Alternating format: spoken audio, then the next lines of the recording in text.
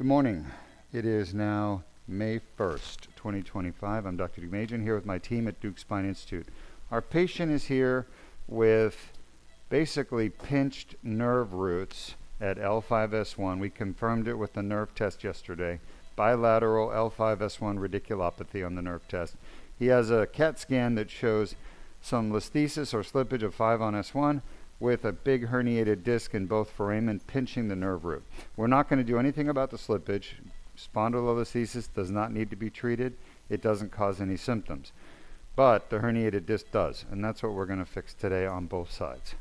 We're going to target his leg symptoms, relieving his weakness, numbness, neurogenic claudication in his legs.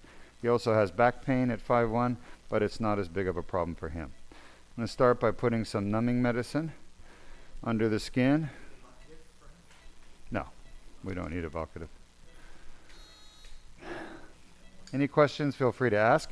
In the meantime, Henry, while we're gaining access transforaminal with the needle at 5-1, go ahead and show the audience the 30 different causes of back pain.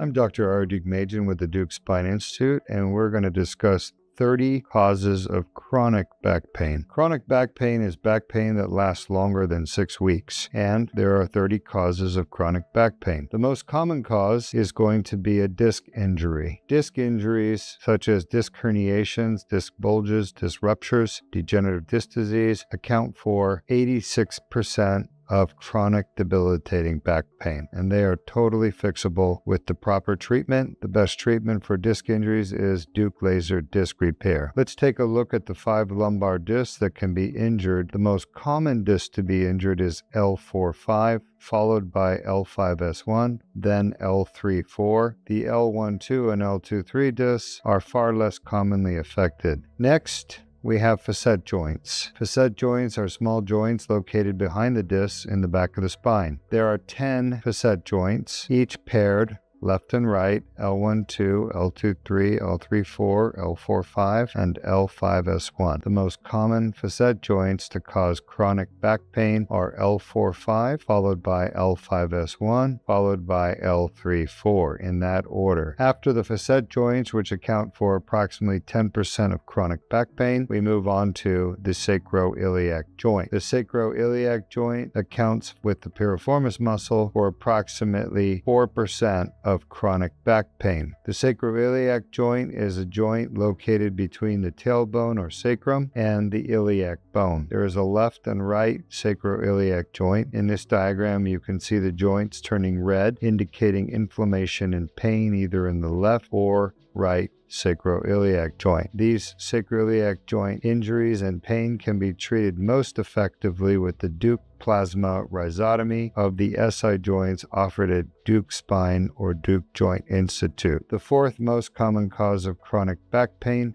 is a piriformis muscle injury. The piriformis muscle is located in the buttock, and there is a left and a right piriformis muscle. The muscle gets torn, unfortunately, when people bend the wrong way. This usually occurs in patients with orthopedic problems such as hip pain, knee pain, or back pain. By bending improperly, they put the muscle under too much stress and they tear the muscle. The torn piriformis muscle causes severe debilitating pain in the top of the buttock. There is a left and a right piriformis muscle, and this can be treated most effectively with the Duke piriformis muscle release. This is performed percutaneously with a 4mm incision. The sciatic nerve does run through the piriformis muscle, and many patients with piriformis muscle syndrome also have sciatic pain down their legs, with pain, numbness, tingling, and weakness in the leg that's affected on the side of the piriformis muscle. Piriformis muscle can be treated with injections such as steroids, Botox, PRP, or stem cells. However, those injections always wear off and the patients end up coming back with the piriformis muscle pain that reoccurs. The most definitive treatment for permanent relief of piriformis syndrome is a piriformis muscle release. Next, injuries to the bones of the spine, touches the vertebral bodies. With trauma, can cause fractures of the vertebral body. Vertebral body fracture is diagnosed with X-rays or CAT scan or MRI, and they're treated with injection of cement into the vertebral body. Looking at the vertebral bodies, the most common to be affected is L1, followed by L2, then L3, L4, and L5. The sacrum can also be fractured. Finally, the coccyx is the last cause of chronic back pain. You can see in the diagram the red coccyx at the bottom. This comes usually from an injury where the patient falls on their bottom, sustains pain at the tailbone, and this can be treated with injections of the coccyx ligament. These are the 30 most common causes of chronic debilitating back pain, the most common being the disc, causing 85% of chronic back pain, followed by the facet joint, causing 10% of the chronic back pain, followed by the piriformis muscle and sacroiliac joint, which cause 4% of chronic back pain, totaling 99% of chronic back pain, which is totally fixable and curable with the right treatment. Thank you. I'm Dr. Duke Machen. Thanks for joining us. And welcome back, Sean. We are still trying to get into the L5-S1 disc on the right and not having much success, Sean. This is because the patient has a very, very big facet joint, very arthritic. Sean? And I can't get around it. I've been trying to get around it. Show us the arthritic facet joint. Right there. Massive. Show us, give us an AP.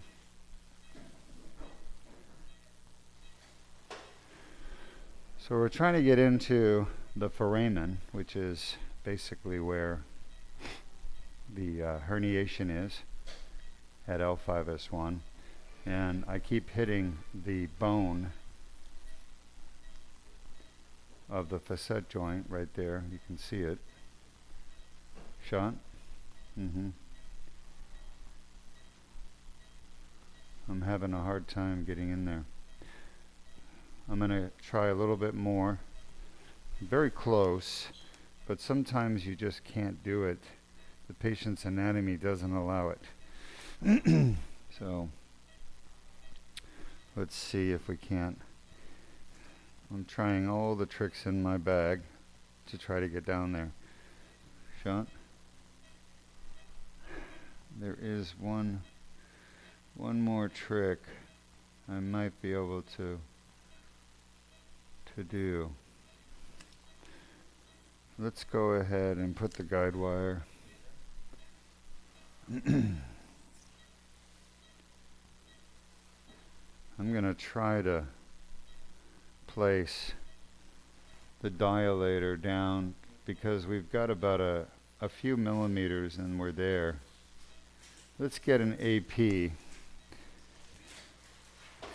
So the problem here is the angle of the disc is very slanted up at the back. And what that means is I have to start very high up and angle down, which makes it extremely difficult to navigate past all the bony elements that are blocking that more superior to inferior trajectory. Normally we come more here to there, but we're having to start further up. I'm going to try and see, but before I do that, shot, come on. That's it? All right. I'm going to leave the guide wire for a moment. I'm going to try one more northerly approach. No, stylet. Let's see if I can't make this work. I'm not in the disc yet. I'm just outside, but I'm very close, and I don't want to lose that spot. So that's why I put the guide wire. I'm going to try a little bit higher up. No. Sean?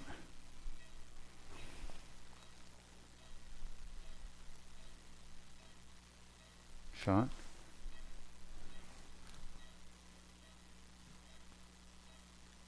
Sean? Basically getting to the same spot as the other one and encountering the bone once again. Sean? I'll try One more pass. Shot.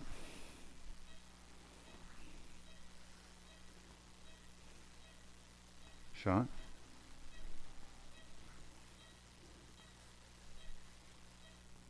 I'm just feeling all kinds of very abnormal bone here from his facet. Shot. Alright, I think we got it. Believe it or not. Shot. Wow, that's amazing. Before we do that, I need an AP view. That's the steepest I've ever been. And I knew it was going to be steep. Yeah, and we're lateral. That's the problem. It's pushing us lateral to the disc. So that is a problem.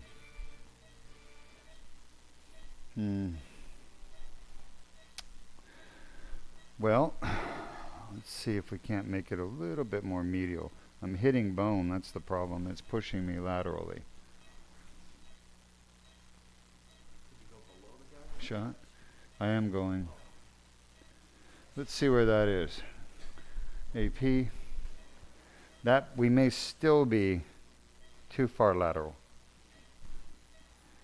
Yeah, we're still too far lateral.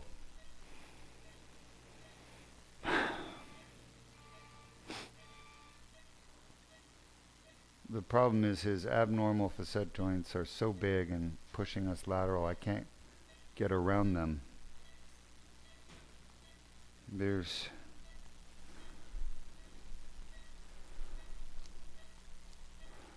I try one more pass. But honestly, I think the best. Let's have one more needle. Can I give you a ball? Sure. Okay.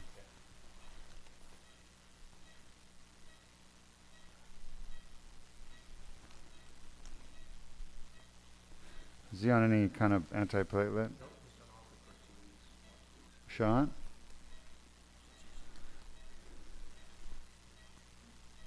Shot? Shot? Good. Let's keep his blood pressure great. Shot?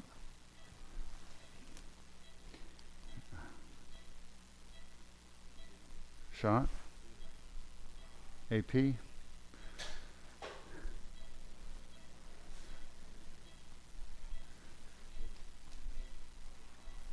Alright, that one is too medial. I'm going to have to be a little bit more lateral.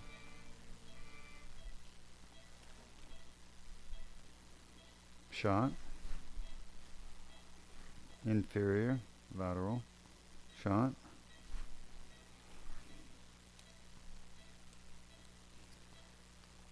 Shot.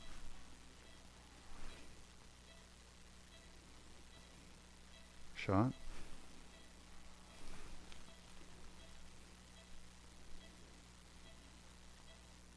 Shot.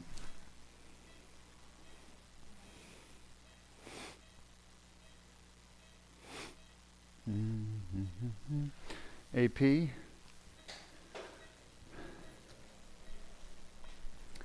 This is on a scale of 1 to 10. It's a way beyond 10. Yeah, fortunately. But there is something I can do, but I don't want to do it just yet. Alright, we're going to leave those things right now. We're going to go to the other side.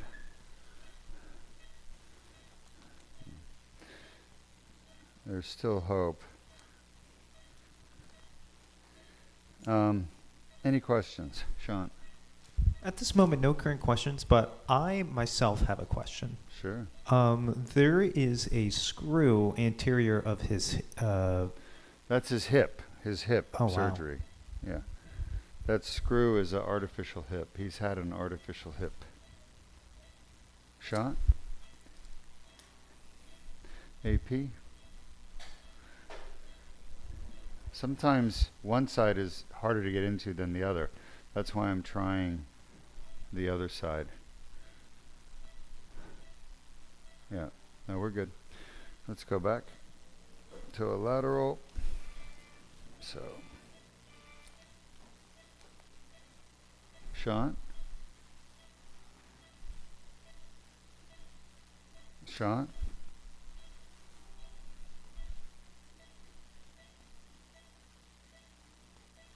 Shot.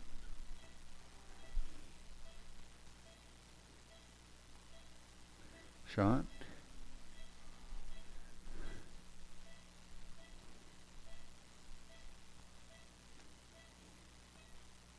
Shot. Is he doing good? Shot. All right, let's go AP. If I can get this one planted to the same place, which is just on the back of the facet laterally, I might be able to sneak around the foramen. I'm going to try, that is, for sure.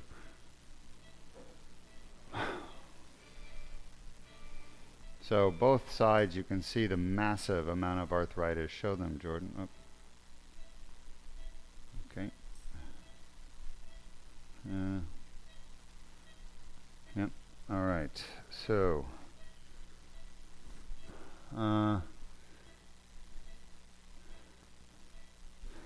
let's go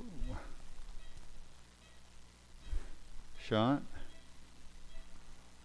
That's that one there. The top one.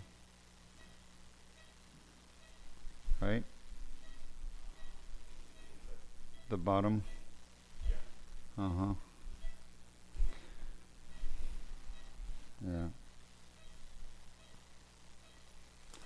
So that is as close as I can get on that other side. It's starting to look like a pincushion. And this long one is too far lateral, but it at least cleared the facet. So let's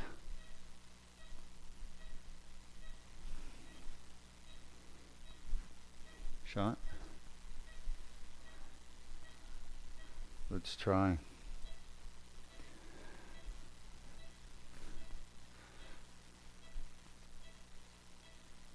So that other side I couldn't get in. Give me an AP again.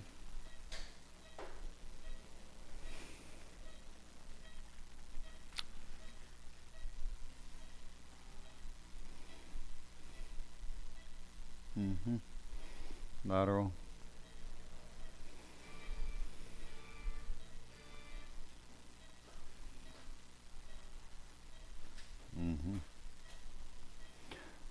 All right. So the question becomes, which one should we use? I'm thinking the guide wire. I'm thinking the guide wire, but the trajectory of that needle is a little bit better.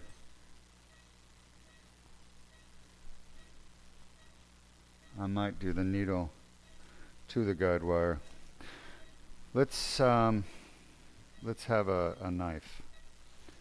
I'm going to make an incision and see if I can't navigate around. Can you blot that for me? With my dilator. The needle does look like a better trajectory. It ends at the same place as the guide wire.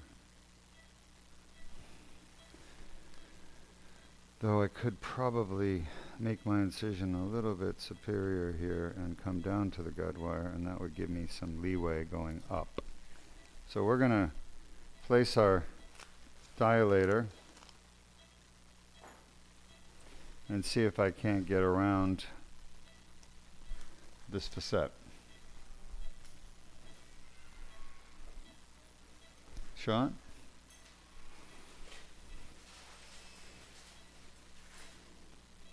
Shot. All right. So we're now at the facet, and I'm going to try to navigate around it.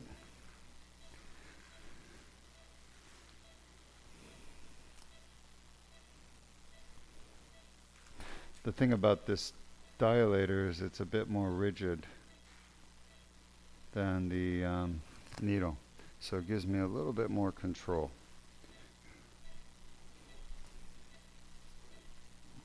But again, I'm really, unfortunately, having to go so far north with my hands. It's making the entry, the trajectory, not great. Let's get an AP, see where we are.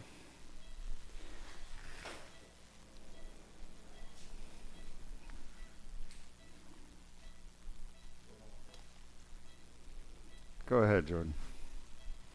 Yeah. All right, we're just lateral there. So I think I might be able to get this to go where I want it to go with a little persuasion, lateral. And again, what I'm going through here is all the crumbly arthritic bone that the needle can't get past. The question is, will it be enough? And I'm so far north, it's unbelievable. I'm up against his ribs.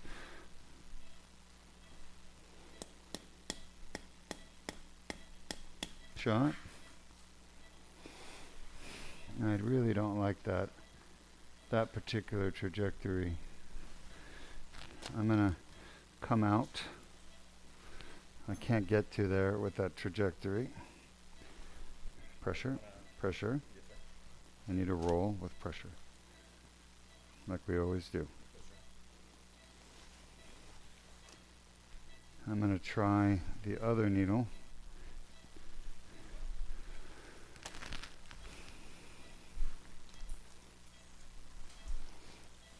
Guide wire.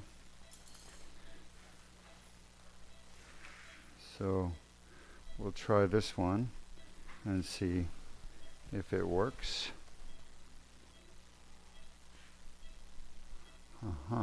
Interesting. All right, well that was the other needle. That was actually in the right place. That was too far lateral. So I have to take the other needle again. And let's get a stapler. Yes,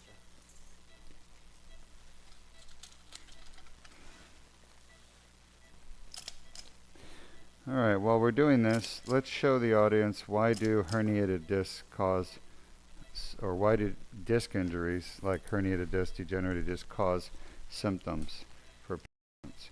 Let me have the other.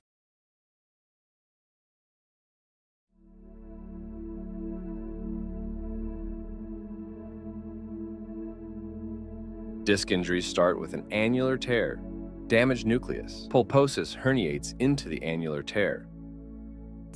The herniation triggers an inflammatory response within the annular tear. The inflamed annular tear generates pain signals. For more details, please visit our website or call us at 1-800-FIX-MY-BACK 349-6922. Disc injuries are a common cause of chronic back pain.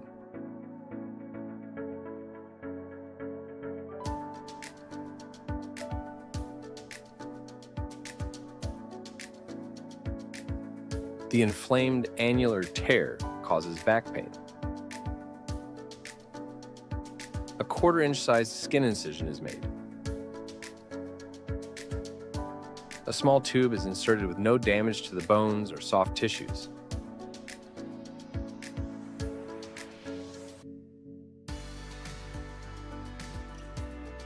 The laser removes the herniation and debrides the annular tear.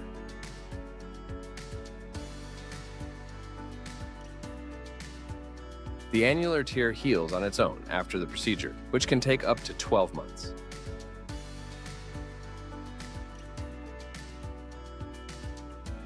For more details, please visit our website or call us at 1-800-FIX-MY-BACK 349-6922. All right, welcome back. We might have gotten into the disc. I'm going to do a little discogram and see if we're in the disc.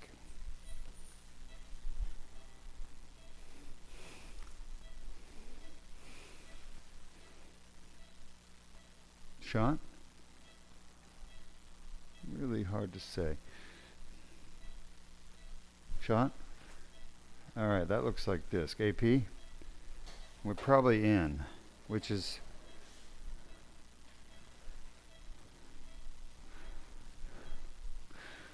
looks like it's in the disc, but it's also extruding out. So let me try another injection. Stay there. Shot. Yeah, that's disc. Lateral.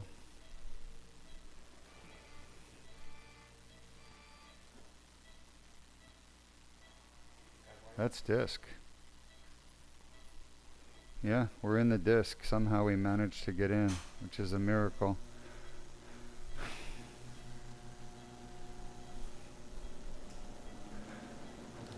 See if I can't get the other guy in. Huh?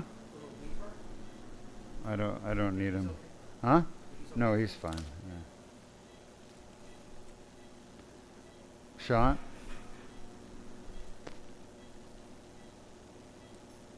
Shot. That's shot.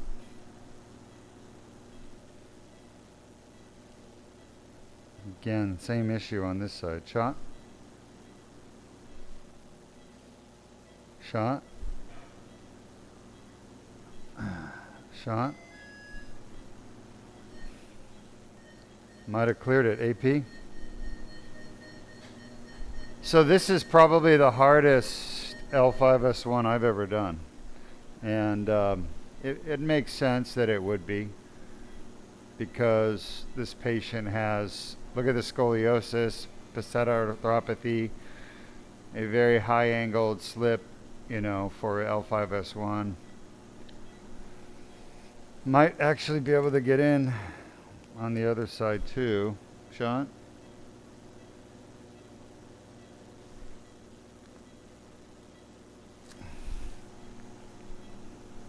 It's hard to tell, Jordan. I think you're off on orbit, or WAG and orbit.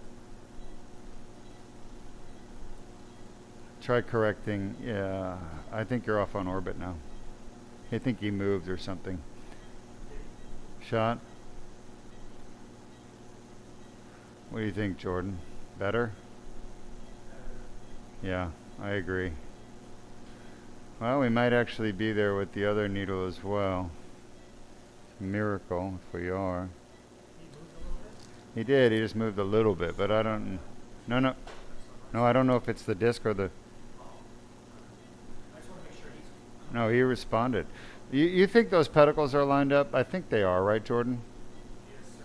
So we've cleared the bottom of the pedicle pretty good. Do you think, or? To me, it looks like that second needle, the one on the left side, is well below the pedicle. Yeah.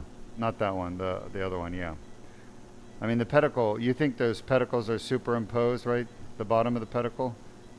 No, right there, yeah. You think that's two of them? Or you think the other pedicle is further down? You think that's the other pedicle, or you think they're superimposed? Why don't we try wagging a little bit and see what happens? Shot. I think now they're totally superimposed. So yeah, I think we're way below the pedicle. Can you shoot another discogram in there? I can, but we have so much dye in the disc already that it may be too much already. It feels like disc. I'll shoot another discogram.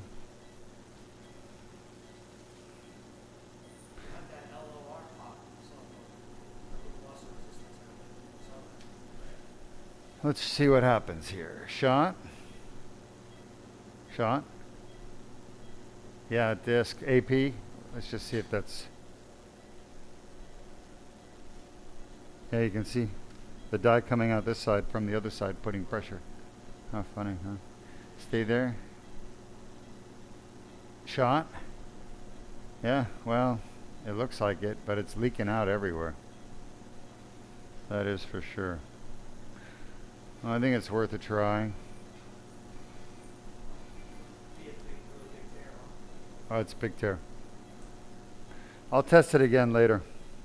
All right, this side we can move forward. Have I made the incision? No. Any questions? Again, this you're watching like literally one of the hardest I've ever done, ever, if not the hardest. And I didn't expect it to be this difficult based on his CAT scan, but I didn't get an MRI from him because he can't have an MRI. He has a pacemaker, and he has a CAT scan. And the CAT scan showed severe nerve compression at L5-S1 shot. His nerve test showed nerve damage. Let me have injection. Jordan, you're too far to the pelvis. You guys can see his hip replacement right there. Yes, we can. We played already how the DLDR fixes back pain. Shot? Correct. Yeah, now you're off on orbit and WAG again, but it's not horrific. So far, the surgery is going harder than I expected, but I believe we've achieved the access we need to that 5-1 disc. I'm going to pull the guide wire back a little bit, Sean. All right. So I'm going to advance the dilator around the facet and into the disc. I still think you're off on that orbit, on the WAG right there. You see it and the orbit.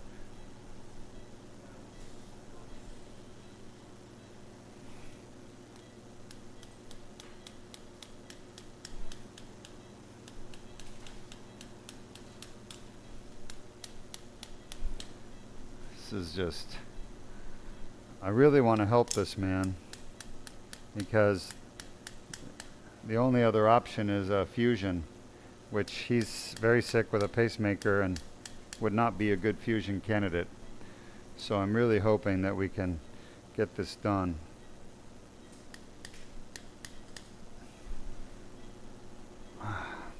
Hold on. Just very...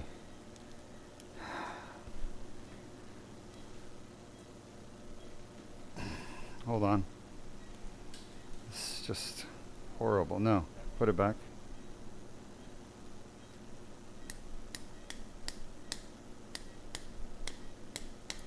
Shot. Take it out. Yeah.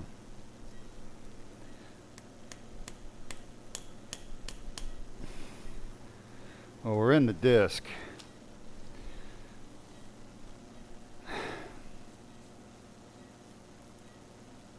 Mm-hmm.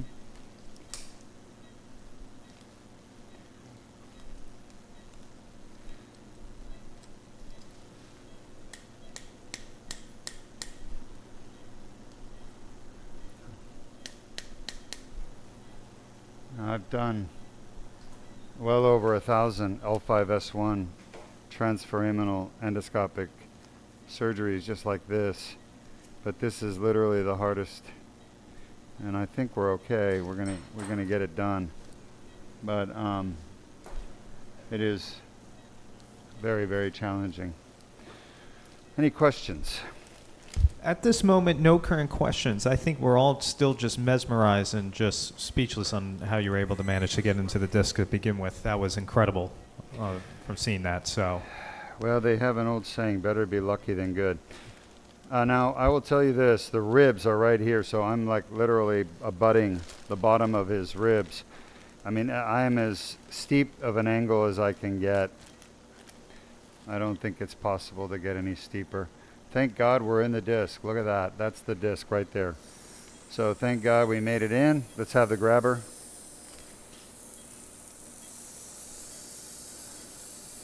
Honestly, I don't know somehow how we do some of these patient surgeries. I just know that there's some type of divine help, because I just don't think it's normally humanly possible to do this. I just came back from the, can you turn that section on? American Association of Neurological Surgeon meeting in Boston. And I went to their version of advanced endoscopic surgery course.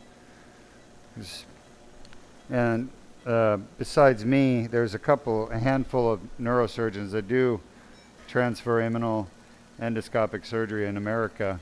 in the lower back, that is, and they won't do L5-S1. They won't do this disc. It's too hard. Everybody does translaminar, interlaminar, but there's a group of us, small in the world, probably just 2 or 3 of us, that can do transforaminal, which is better than interlaminar or translaminar, which is what the other docs usually do. They make it easier for themselves.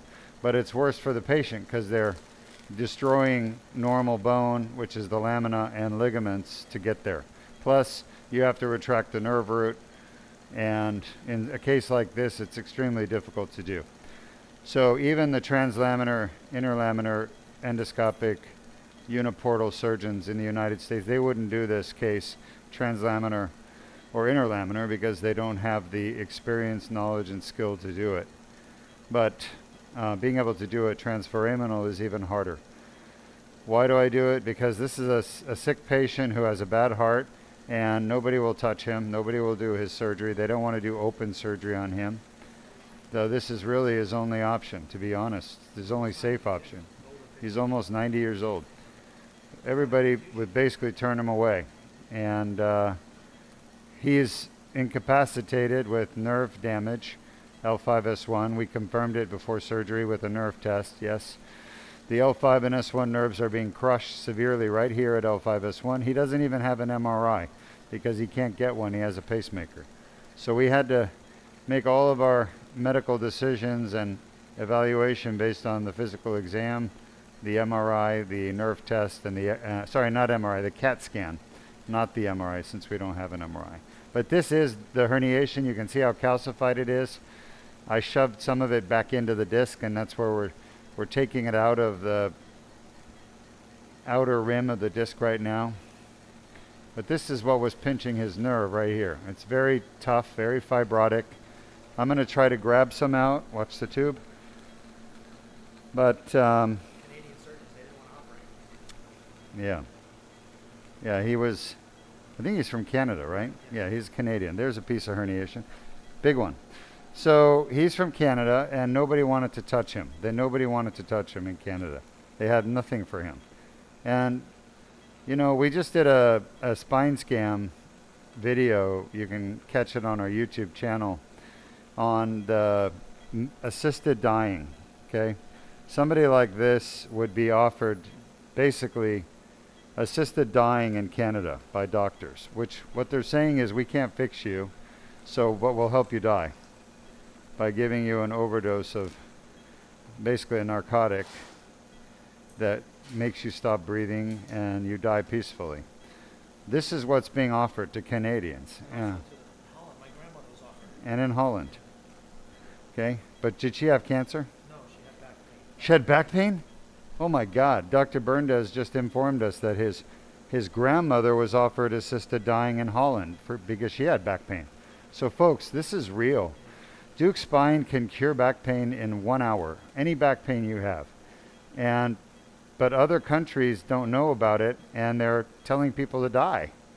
It's crazy. That's why we've got to get the message out. All right, we must have some questions. At this moment, no current questions, but we have a great amount of viewers, so I'm just I'm shocked myself that nobody's asked anything. But I did put the link for the assisted dying video, and so as you said, to spread the message out as much as possible. So yeah, we want to get the message out. Thank you. Yeah, please don't kill yourself with back pain. Just if you're going to kill yourself, then just go rob a liquor store, get the money, and come here and get your backs fixed. All right. You know, if you have to choose between doing a crime and getting money to pay for your back surgery versus dying, I would choose doing a crime. You know, there's other ways to get money. You know, there's a lot of religious organizations that will give you money so you can get your back fixed, or travel to Duke Spine and get your back fixed. You could always write to the Bill and Melinda Gates Foundation and ask for money to pay for your surgery if you need it. Can't be a U.S. citizen when you write. I didn't know that. Yeah, I didn't know that. You're saying if you're a U.S. citizen, you can't get money from the Bill and Melinda Gates Foundation? I didn't know that. Wow. I guess the Bill and Melinda Gates Foundation, I'm being told, won't give money to U.S. citizens. So. But the point is, don't kill yourself with back pain. Folks, please. It's curable now, okay? Cancer, as far as I know, most cancers are not curable. So if you're dying from cancer and you're only got a few months left to live and you're suffering and you're miserable, I think it's reasonable to do assisted dying for cancer, right? There's no cure. But with back pain, there is a cure. You just got to come to Duke Spine Institute. All right, we're almost done with this disc. The other disc I think we're going to be able to get as well, but nothing short of a miracle of getting in here. I was honestly, if I didn't get that needle in, I was going to give up and have to tell the patient we couldn't do it, that they would need open surgery on their back, a fusion, which is a whole nother problem because he's a sick man with his heart, he's older, and that's a high-risk surgery with complications like blood clots, stroke, pneumonia, heart attack, anemia, infection, and he lives alone, yeah. So this surgery was the very best he could do. He lives alone. He doesn't have a caretaker. All right, but everything is going well for him.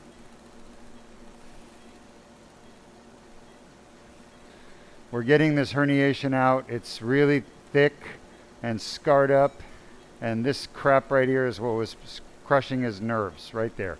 So if I can get it out quickly, we'll get the pressure off the nerves. He's gonna do well.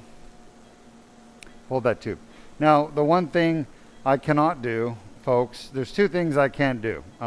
One is, if you've been suffering with back pain for a long time, your muscles in your legs and back are what we call deconditioned. And I cannot recondition deconditioned muscles. Deconditioned muscles must be reconditioned by the patient through physical therapy. Okay, and it doesn't have to be with a physical therapist. It can be done on your own through a walking program. That's what I recommend. Working on your posture and your gait. I don't like using physical therapy, because I've had too many patients that have had physical therapy and the therapist was too aggressive after surgery and they re-herniated. And then they have to come and have surgery again because the physical therapist was pushing them too hard and not respecting my restrictions. I've seen it. That's why I stopped sending my patients for physical therapy after surgery, because the physical therapists don't adhere to the restrictions and they force the patients to bend at their waist and they re-herniate. So I just have my patients do their own physical therapy to recondition their muscles, okay? And it's very successful that way. Patients can do a walking program after the surgery where they go and walk 20 to 30 minutes twice a day. And that walking program reconditions their back muscles as well as their leg muscles. Everything okay? Hector? All right, any questions, Henry? Yes, we have a question and a comment. This first question is coming from Cassie on Facebook. Asking, Hi, Cassie. do you do anything with neural foraminal stenosis in the C4, C5? Yes, we do, Kathy. We can fix your neuroforaminal stenosis at C4, C5 using a laser surgery. This exact surgery you're watching right now. We're treating stenosis right now. This is a stenosis surgery. You're watching a stenosis surgery. This surgery is being done for stenosis. His nerves are being pinched so severely right here that it's causing major damage to his nerves. That's the L5-S1 nerve. So this surgery you're watching, the Duke laser disc repair, yes, it's done for back pain, but it's also done for pinched nerves. Whether it's done in the neck or the lower back, we unpinch the nerves. So stenosis causes pinched nerves. That's what it is. If you have stenosis and pinched nerves, then this is the best surgery, the laser surgery. On the other hand, if you have stenosis but no pinched nerves and no nerve damage, you don't need any surgery at all. You just live with it, and if it starts pinching the nerves, that's when you get surgery. All right, so far everything is going really good for him, better than I expected just 30 minutes ago. But We're just picking out pieces of herniation. I'm almost done with this side. I will never be able to get 100% of that herniation. Nobody in the world can get 100%. It's not possible. We just do the best we can as surgeons. We take out as much as we can. And if you're going to have a surgeon, you want to pick a surgeon for surgery. You need to pick somebody who, is able to get the job done. All right? And what do I mean by that? Well, you want somebody who can do the surgery in such a way that your symptoms improve, okay, with time as you heal. That's the key. You want your symptoms to go away. And surgery that makes symptoms go away for a patient, where the patient can live a normal life, that is a successful surgery. None of these surgeries are going to make the patient's spine look normal on an MRI.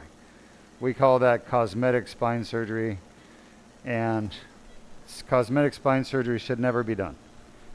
It's not safe and it's not viable. All right, you have other questions? This next is a comment coming from Frank on YouTube. Hi, Frank. Welcome. Saying the government will fix your back for free if you come across the border. Just don't have any ID and say that you don't speak English. I don't think that's true, Frank. I'm not sure what you're talking about. I think that was just being funny and just... No, we have... Oh, I see what you're saying. Yeah. The United States government? But we have a lot of Canadian patients who they just cannot get any help in Canada. They're literally turned away by their doctors. Doctors don't even answer the phone in Canada. I've tried referring Canadian patients to neurosurgeons in Canada for spine problems that need surgery, and the neurosurgeons never call you back. They don't answer the phone. Oh my God, no, I'm serious. It's crazy. I'm shocked at how bad the care is over in Canada. I mean, I wouldn't have believed it unless I dealt with it myself. These are people who are going paralyzed from spinal stenosis. They don't care. They don't want to see you as an outpatient patient. If you come to the emergency room and you're literally paralyzed, then they'll consider operating on you, but probably just tell you at that point there's nothing they can do. So if you have stenosis in your neck that's super bad, you need it fixed before you're paralyzed. And in Canada, that just doesn't happen. They won't fix you. They'll wait till you're paralyzed and then tell you there's nothing they can do. Frank also commented, in Canada, socialized medicine, that's why. That's what they bring. That's what they wanted to bring to the United States. Yeah, you're right, Frank. You're right. Socialized medicine. That's the problem. Socialized medicine. The reality with socialized medicine is the government, whoever's paying your bill, doesn't want to pay. So they make it extremely difficult for the doctors to get approval to do your surgery. And the doctors over there are generally paid already. It doesn't matter whether they do surgery or not.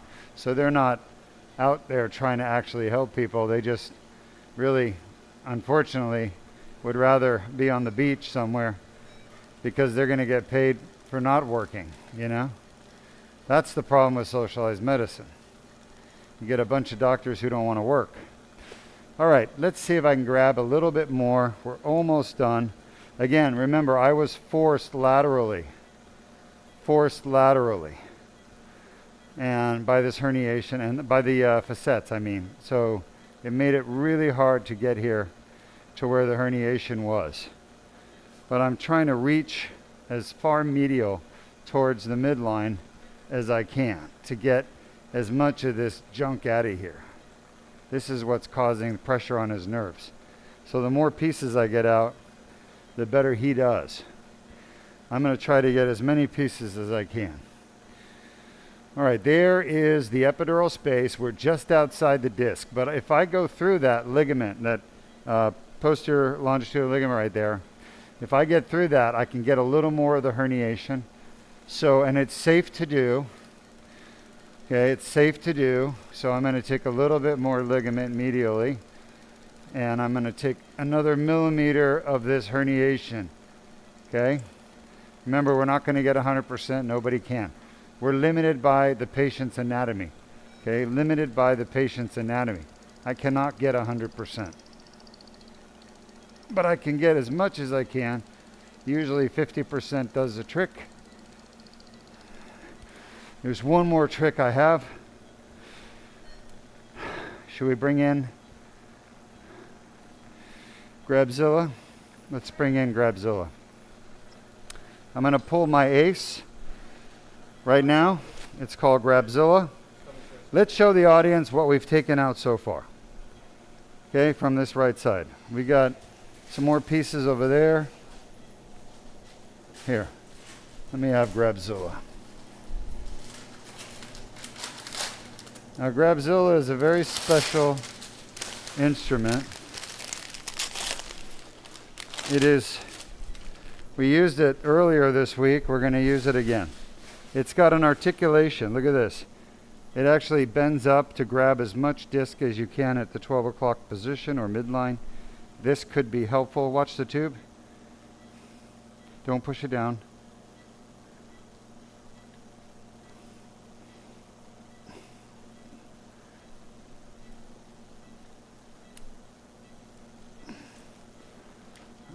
We didn't get much. So that means Grabzilla is not going to be very helpful in this case, unfortunately, but it was worth a try. Scope on. Hello. All right. Yeah, I think we've gotten enough, to be honest. We made a pretty good dent in that herniation. It's not perfect. Let's take the normal grabber once more. Any questions? No current questions, so we do have a few comments. This next one is coming from Pawn Lust on YouTube, asking, or it's just saying, I just watched the start, and it's like you're trying to break into a safe. Yeah, you're right. This is on a scale of 1 to 10. This is we set a 20, huh? Yeah, we're laughing because we just operated on a true safecracker, a legend in safecracking. He did really well. He did great. He actually lives nearby, but he's originally, I think he's from Germany. And I can't say anything about him, but let's just say he's one of the good guys now. But he is a true safecracker. So we had a lot to talk about. He was very interested in my scope.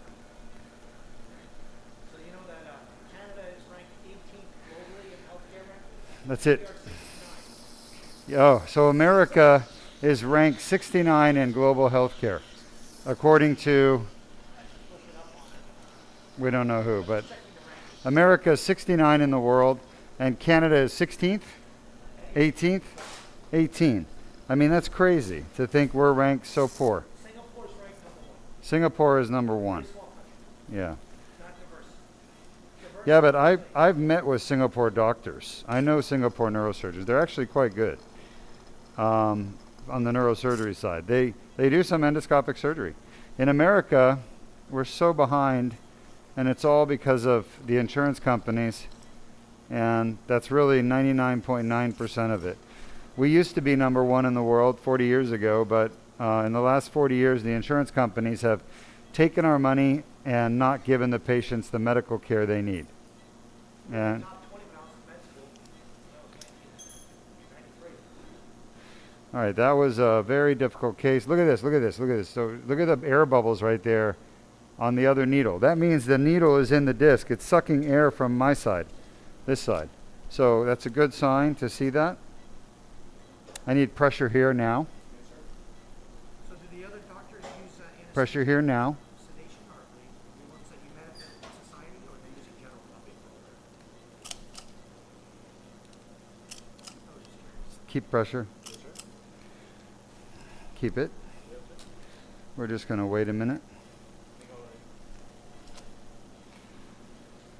In Singapore? No, the ones you met at your society, were they using the 2 or 3 that you met that do endoscopic surgery? Keep it. Talk about the anesthesia? Yeah, at the American Association of Neurological Surgeon meeting in Boston last week that I went to, they do general anesthesia. Yeah. They're starting to do sedation. Yeah. But the vast majority, and there's only a handful of neurosurgeons in America that are just starting to do endoscopic surgery of the spine. Just starting. One more. And there's two types. There's uniportal and biportal. Uniportal is one tube like I do, and biportal is two tubes. So they do both. Biportal is worse because you're making two incisions, two tracks, two pathways to the spine. Uniportal is the best, but it's the hardest to learn. So they do both, but they do it usually under general anesthesia. All right. At this point, how is he doing? Is he stable? He's stable. Here you go. So because he's stable, we're gonna move on to the second disc. All right, and we're gonna fix this guy. Again, same problem on this side. 7mm incision. He's got crushed nerves at L5-S1. He's losing his strength in his legs, losing the function of his legs. No. Sean. All right. Sean. All right, good. So,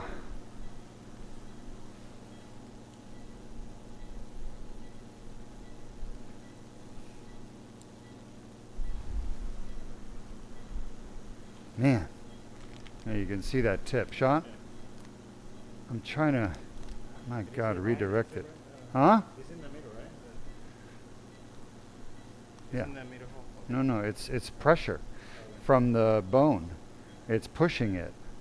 It's pushing it and deflecting it. It doesn't want it there. That's what we're dealing with. Try to window it down and stay away from my arm and hand. My God, look at that.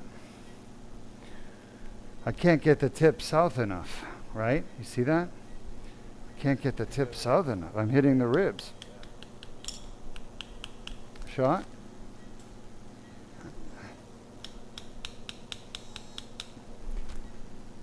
Oh my God.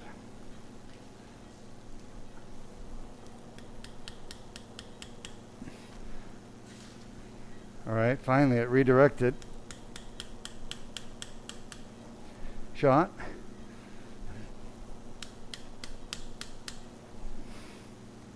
Wait. Yes.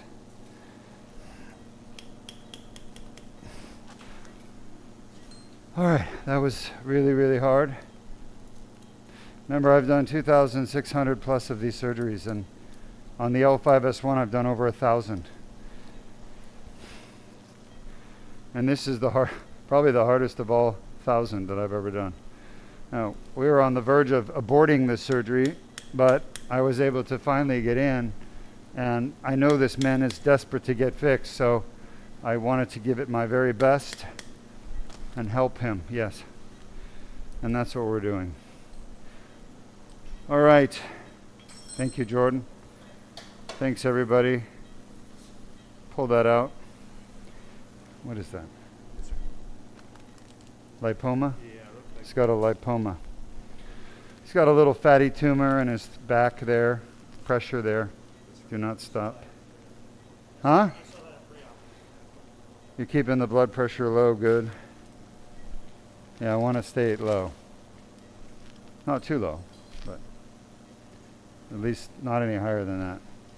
Any questions? No current questions, so we do have another comment coming from Frank once more on YouTube, Frank, you're on fire. saying Japan is one of the top 5 countries in the world for healthcare. There are more people in Japan over 100 years old than any other country in the world. Also, Grabzilla is getting a lot of use this week. Yeah, you're right, Frank. You're right. Unfortunately, Grabzilla failed us in the last time I used it over there, but it was worth it. You know, when you're doing surgery on somebody and you've got them under your care, you want to do the very best you can throughout that in surgery for them. So I don't hold back on anything that's reasonable to use or do, and I give it my very best with all the resources I have. It's rare that we need Grabzilla, but you guys see the blood coming out of the disc right there? Yes, we That's do. actually coming from the other side. okay, because we just operated on the other side. So you're seeing blood literally coming through the disc and out this side. So it's unfortunately making it more difficult for you guys to see. But here's the herniation right here.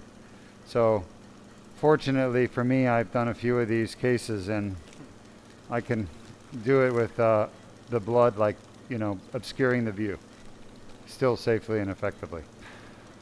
All right, I'm going to keep working here. If there's more questions, I'll take them, type them up, but you're watching a very difficult case. Our next case is going to be another gentleman who traveled here with 4 discs areas that need to be fixed, bilateral 3-4, right? And then a right 4-5-5-1, I believe. So we'll, all right.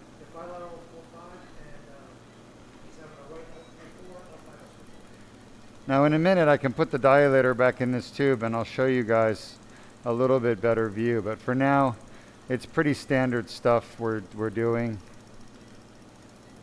That's the big fat herniation right there that's crushing the left L5 and S1 nerve roots. Now, I talked to a patient yesterday who I recommended laser surgery for, actually facet surgery for, and instead he decided to go to one of our competitors called the Cantor Spine Institute, Cantor Spine. And I talked to him a little bit and I asked him how he was doing. He was doing okay, but still recovering from the surgery he had 2 weeks ago.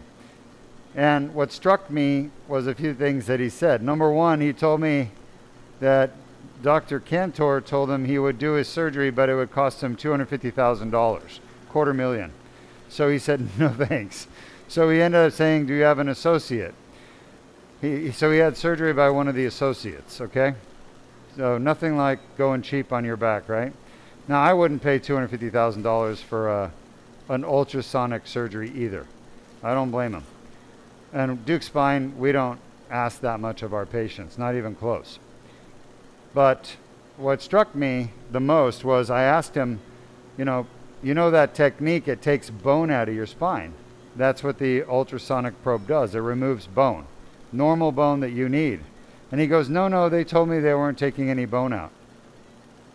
And of course, I wasn't going to argue with the guy because he doesn't know what he's talking about. I do. An ultrasonic probe only removes bone. It doesn't remove anything else. As a matter of fact, when we use it in neurosurgery, we use it basically on hard calcified brain tumors that are rock hard, like bone.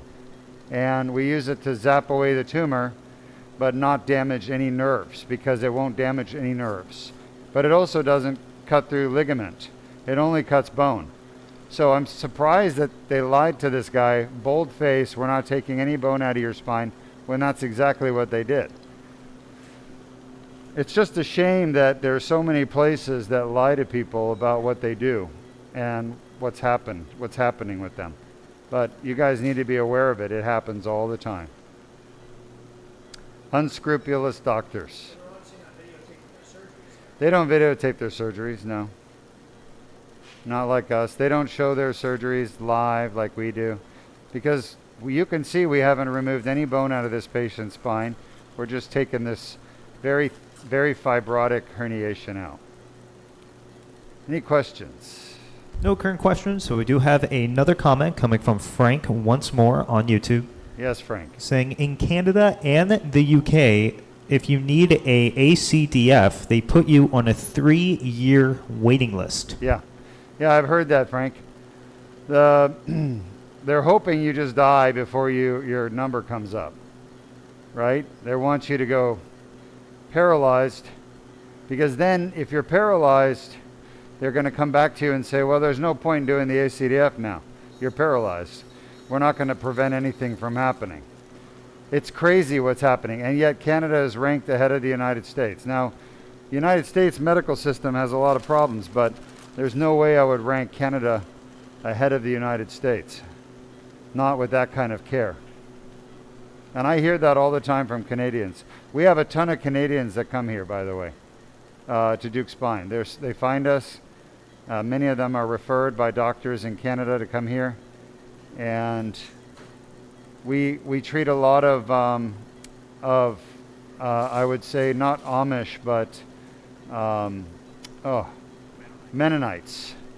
We have a very large Mennonite population that comes here to Duke Spine because they trust us to do what's best for their people. It's quite interesting. We've been taking care of Mennonites for years now. So, I like them. They're very appreciative. They always bring me gifts, and I love their gifts. I have a whole collection of things from them. They manufacture stuff and sell it, and they bring me stuff all the time.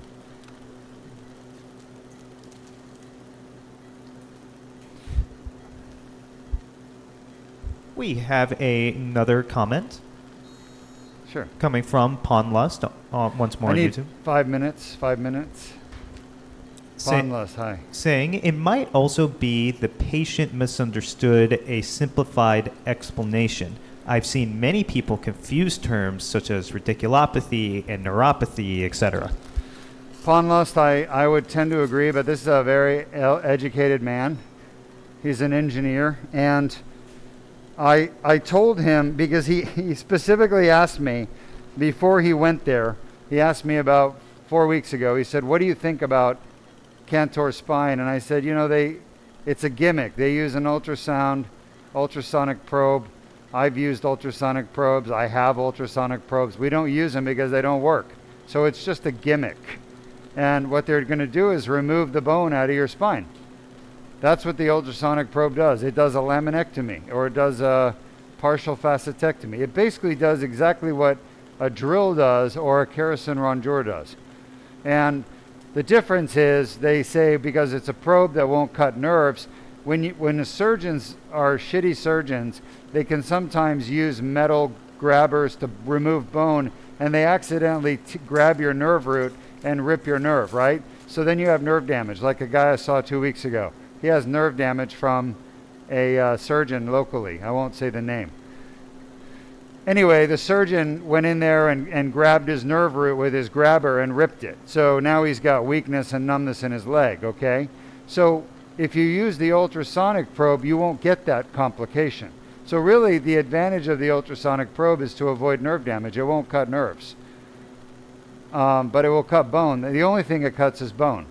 So whoever thought of using it's a good idea if your surgeons that use it are really poorly trained, and they make mistakes like ripping the nerves out of people's backs frequently. Then you want to use an ultrasonic probe. But that's how it started.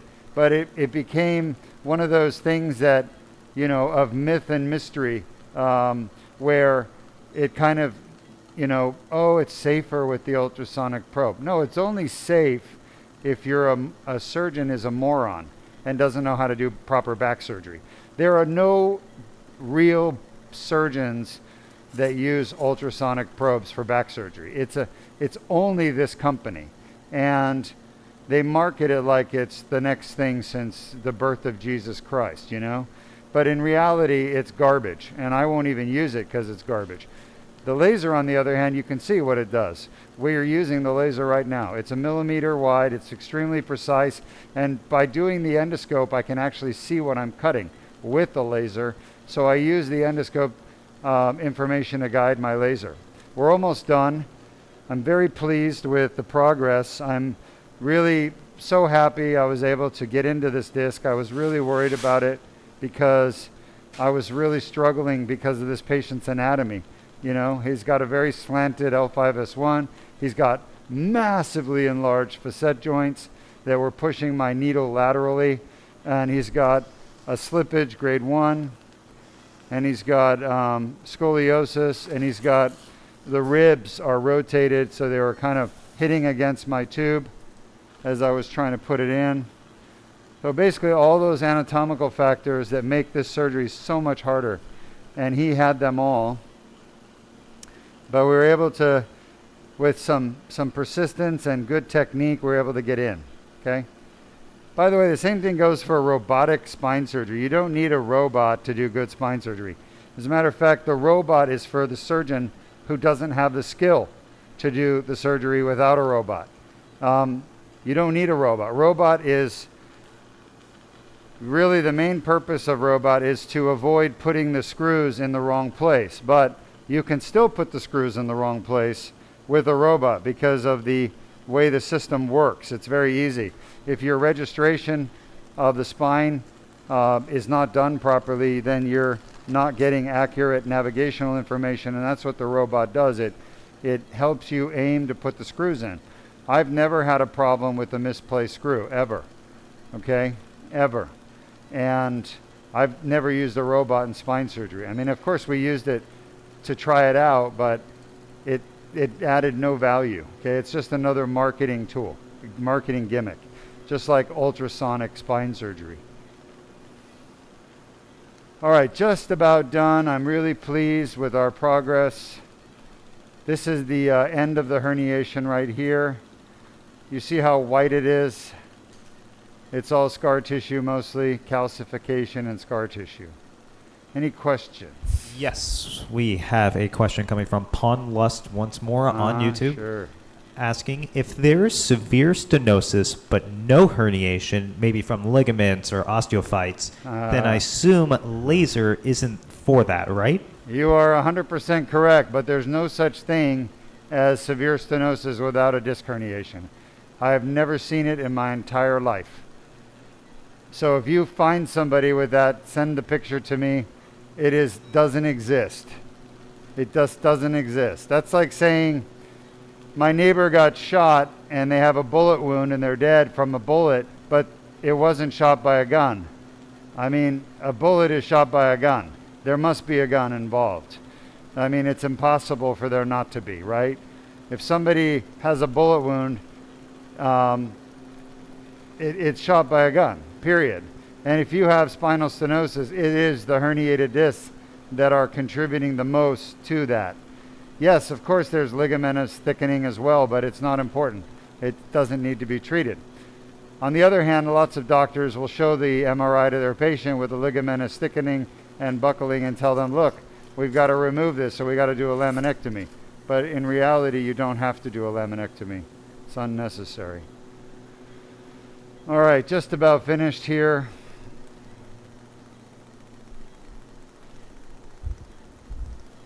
We have another question Sure. coming from Pawn Lust once more on YouTube. Mm-hmm. Asking, what seemed interesting to me is 3D augmentation during surgery, but you already do have the endoscope zoomed in. I think that was for screw replacement, as you said? Yeah, I mean, look, that is right. It's augmented reality for screw replacement or just for any kind of augmentation of spine surgery or brain surgery. It's, again, it's one of those things that when you've got $1 million burning a hole in your pocket and you really want to buy a toy that's fun, you buy an augmented reality toy. But here's the thing. I challenge any spine surgeon in the world to have better results than me for any problem to do with the spine. I challenge any spine surgeon in the world to have better results than me on fixing stenosis, herniated discs, back pain, neck pain, thoracic pain. I challenge any spine surgeon in the world. There is no surgery that's done out there that is better than what we do. None. The only reason the other surgeons don't do this is it's too difficult for them to do. They don't know how to do it, and it requires sophisticated training. Okay, but everything that they do, I know how to do. And I choose not to do it because it's not as good as what we do. Huh? I already told you. Well, you don't believe me? Huh? You don't believe me? I have a feeling you don't believe me. Dr. Berndes doesn't believe me when I told him it was 5 minutes. He's challenging me. Somebody tell Dr. Berndes how much more time we have. Luis? Shut up. I already said 5 minutes, 3 minutes ago. 2 more minutes. All right, our next surgery, for those of you who missed it, is a patient who has severe back pain and 3 herniated discs with pinching of the nerves. Okay, I got 1 minute left. 1 minute left. So we're going to go in there and we're going to treat him, fix him, help him. That's next, up on the menu for today. We do have another question. Yep. It's a comment and a question. This comes from Max. This is the herniation outside right here. Comes from Max Ever on YouTube, Hi, Max. Sure. saying Arias says hi from Princeton. And then Arias also asks, what is your golf handicap, Dr. Duke? Really? Hello, Arias. Arias is my son. He's also an owner of this company, and he will be the future of Duke Spine. He wants to become a neurosurgeon. I'm so proud of him. He's in organic chemistry right now, and his friends over there are welcome to come to Duke Spine as well. We're going to need great surgeons in the future to lead the way and take these techniques forward. My golf is getting better. I started golf 6 weeks ago, and my drive is now going straight, but not always, about 50% of the time. So I still have a tremendous amount of improvement that I need to do. But thanks for asking. Tell Arias when he comes home for golf to bring his money, because I'm gonna take it from him. All right? I'm gonna challenge him. But Max, it's good to hear from you. Study hard for your finals. You guys have finals, I think, next week. And really proud of you guys. Arias thinks the world of you as a friend. Thanks for coming and watching. I'm going to be coming to Princeton in the fall. They've invited me to come and talk to the students that are going to medical school. So I'll be giving a talk in Princeton. You're welcome to come, Max, and tell everybody. It's going to be organized through the Princeton pre-med office or club, whatever it is. Okay? So I'll be out there in the fall. Good news. It'll be fun. When you guys get back from school, we'll have a good time. All right, we are done. There's a little bit of fat right there, but we have just gotten rid of that herniation. It used to be there where that hole is, and I feel like we've done a good job here. He's going to have some good improvement. So we're done. Thanks for all the questions and participation. I'm going to put some antibiotics down here, clean it up, and then we're going to put a staple, and we'll see him back in the morning. He's from Canada once again. Where in Canada is he from? Ontario. He's from Ontario. Traveled here to Florida for his back surgery. Very common. Got a lot of people from Canada. Any other questions? At this moment, no current questions. All right, folks. Thanks for joining us. Why don't you leave them with a nice testimonial? And then we'll be back in about 45 minutes for our next surgery.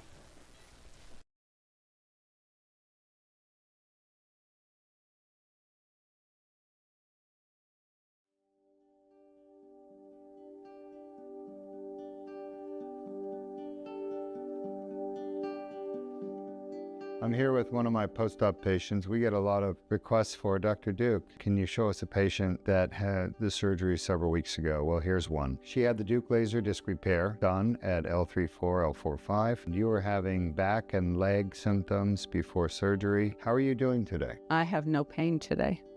I have no pain today. I suffered for such a long time. The leg pain was there for a good close to 3 years. I got to where I could hardly do anything. I'm normally an Energizer bunny. I'm always busy doing something all day long. It terribly curtailed my life. I couldn't hardly do anything without being in pain. And for a long time, I had to push through some just to do normal things, just to get me ready for the day. Now, it's gone. Amen. It's gone. Now, you had your surgery done here at Duke Spine Institute in Florida in between 2 massive hurricanes, right? Yes. We had Milton recently, and before that we had Helene. Helene. And you had your surgeries smack in the middle of those two, between those two hurricanes. Yes. What brought you to Duke Spine Institute? Well, my husband always trying to find something to help me. He did his research, and online we found you. So we came to see what you offered and what could be done. The other doctors wanted to fuse my back and L5 all the way to my tailbone, and I didn't want that. I was afraid of that. I had done decompression surgery at L3-4-4-5. Within a few weeks after having that done, I was right back in the same pain. We tell people about laminectomy. You had a laminectomy. It Yes. didn't work. I tell people avoid laminectomies. They're removing bones and ligaments out of the spine. It's very invasive, bloody, and damaging. But the laser surgery you had with us, we went in with a small, tiny Band-Aid incision. Yes. Outpatient. There was no bleeding. And no pain from the surgery. No pain from the surgery. Wow. Right? I couldn't believe it. I'm like, you gave me a prescription for muscle relaxants, and I'm like, no pain surgery. I called to make sure. Are you sure? Because I don't have a drawer full of pain pills because I don't believe in them, but I know I need them for surgery. I needed them when I had my decompression surgery. I needed them when I had emergency cervical surgery, and I had no pain, no surgical pain. Yes, our procedure is so Wow. gentle that there's no surgical pain and you don't need to take painkillers. No. Amazing. Well, thank you for sharing your story with us. And you've been through so much, and you're in my prayers. I hope you do very well. Enjoy life. Thank you. I so appreciate the prayers. You're welcome.